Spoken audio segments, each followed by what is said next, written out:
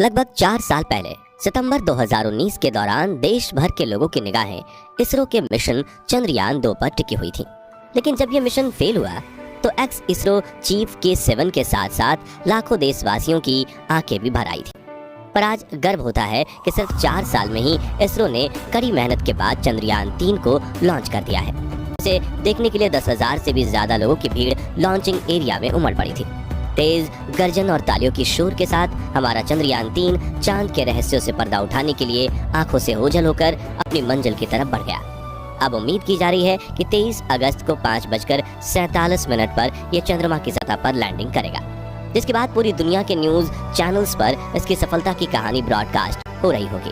लेकिन साथियों, एक बार फेलियर मिलने के बाद सोचने वाली बात यह है कि इसरो ने इस मिशन को सफल बनाने के लिए चंद्रयान 3 में क्या-क्या बदलाव किए हैं और ये चंद्रयान 2 से कितना अलग है। आइए इसके बारे में गहराई से जानते हैं। साथियों, इंडिया ने 14 जुलाई की दोपहर इतिहास के पन्नों में एक नया चैप्टर जोड़ दिया है। देश के सबसे इम्पोर्टेंट मिशन चंद्रयान 3 पर सिर्फ भारत ही नहीं बल्कि पूरी दुनिया की नजरें टिकी हुई हैं। इस बार का मिशन देश के लिए और भी खास बन चुका है, जो कि फ्यूचर में चांद पर नई रिसर्च को लेकर भारत के लिए नए दरवाजे खोलने का काम करेगा। इस मिशन के लॉन्चिंग के बाद इसरो ने चंद्रयान 3 की पहली ऑर्बिट मनूवरिंग सक्सेसफुली पूरी कर ली है, यानी कि उसका पहला ऑर्बिट बदल दिया गया है और बहुत ही एक्यूरेट तरीके से चंद्रयान 3 अपने मिशन की तरफ बढ़ रहा है। लेकिन चंद्रयान 2 के फेल होने के बाद हर कोई जानना चाहता है कि चंद्रयान 3 उससे अलग कैसे है और इसमें क्या क्या नए बदलाव किए गए हैं। तो असल में चंद्रयान 3 खास कंपोनेंट के साथ बना है, जिसमें से एक लैंडर, एक रोवर और एक प्रपल्सन मॉड्यूल शामिल है। चंद्रयान 2 की बात करें तो उसमें प्रपल्शन मॉड्यूल नहीं था और उसकी जगह एक ऑर्बिटर शामिल किया गया था। अब चंद्रयान 3 में ऑर्बिटर को शामिल ना करने का मतलब ये हरगिज नहीं है कि इस मिशन के लिए उसकी जरूरत नहीं है, बल्कि इसका रीजन ये है कि चंद्रयान 2 मिशन के दौरान उसका ऑर्बिटर सक्सेसफुली चांद के ऑर्बिट में पहुंच गया था और वह आज भी सही कंडीशन में वहां चक्कर लगा रहा है। ऐसे में चंद्रयान 3 मिशन के दौरान उसी ऑर्बिटर का इस्तेमाल किया जाएगा।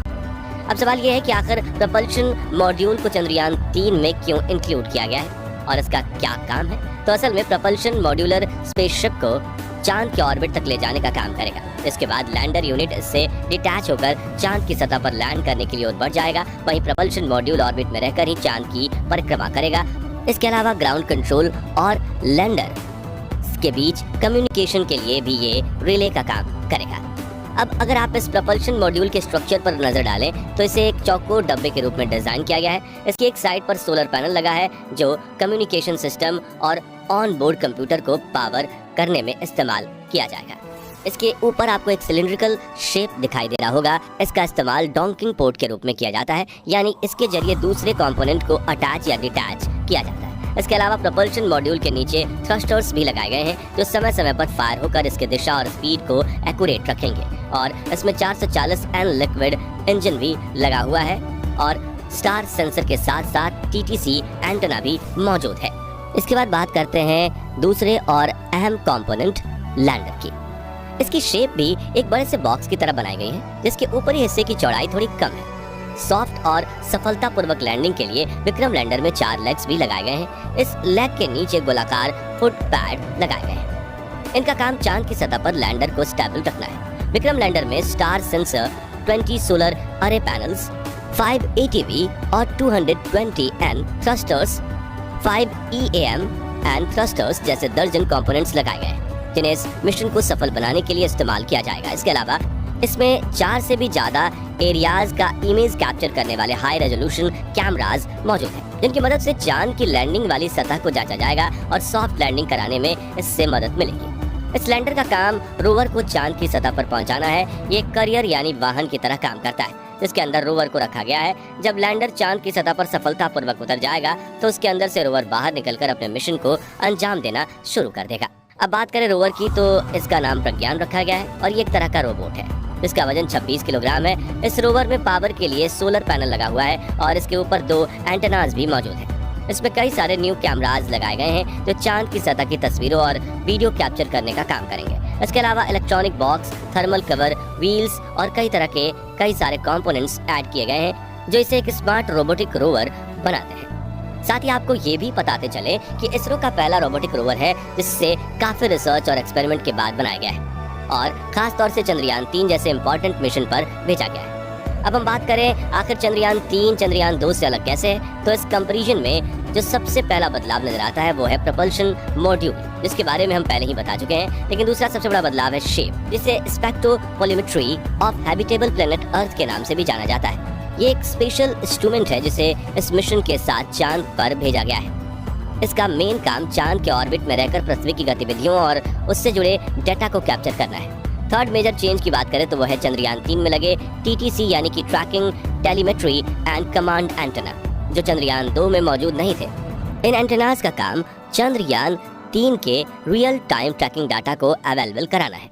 इसके अलावा चंद्रयान 3 में किए गए बदलावों में से एक इसके सेंट्रल इंजन को एलिमिनेट करना है। इसमें फिलहाल 4 एज इंजन मौजूद हैं और सेंट्रल इंजन को निकालने का फैसला चंद्रयान 2 की असफलताओं को एनालाइज करके किया गया है। चंद्रयान 2 में सेंट्रल इंजन को मिशन लॉन्च होने के थोड़े समय पहले ही जोड़ा गया था, हालांकि ये उसके रियल डिजाइन में नहीं था। इस मिशन में मिले फेलियर के बाद आखिरकार इसरो ने अपने पुराने डिजाइन को ही चंद्रयान 3 के लिए इस्तेमाल करना सही समझा।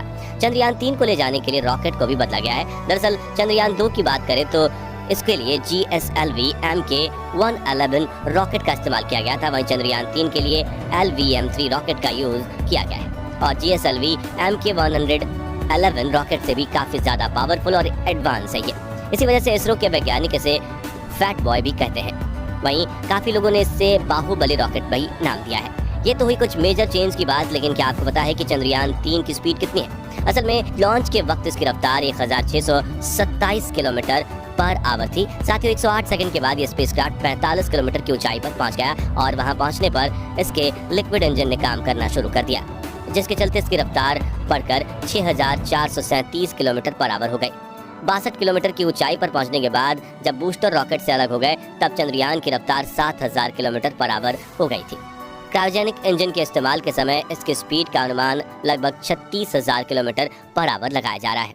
चंद्रयान 3 देश की उम्मीदों को लेकर उड़ान भर चुका है और अब इंडिया सहित पूरी दुनिया की नज़र इसरो और चंद्रयान 3 पर है। अगर सब कुछ प्लान के अकॉर्डिंग ही आगे बढ़ता है तो अगले ही महीने यानी अगस्त में हमारा चंद्रयान 3 चंद्रमा की जमीन पर उतरकर उसे चूम रहा होगा और पूरी दुनिया के न्यूज चैनल्स पर इसकी सफलता की कहानी ब्रॉडकास्ट हो रही होगी। इसी उम्मीद के साथ मैं वीडियो को यहीं एंड करता हूँ। यह इन्फॉर्मेशन आपको कैसी लगी कमेंट सेक्शन में बताना ना भूलें। वीडियो अच्छी लगी हो तो इसे लाइक और शेयर जरूर करना और अगर आप चैनल पर नए हैं तो चैनल को सब्सक्राइब भी जरूर कर लें। मिलते हैं अगली वीडियो में जल्दी एक और इंटरेस्टिंग वीडियो के साथ, तब तक के लिए गुड बाय।